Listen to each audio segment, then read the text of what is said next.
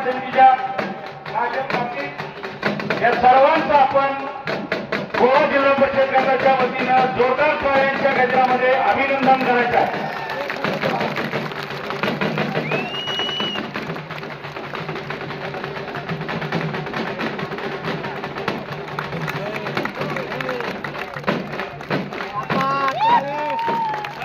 सर्व विजयी उमेदवारांचे मनपूर्वक अभिनंदन आणि गोवा जिल्हा परिषद समितीच्या या ठिकाणी आपण गोवा जिल्हा परिषद गटाच्या वतीनं जोरदार टाळ्यांच्या गजरामध्ये अभिनंदन करायचं आहे.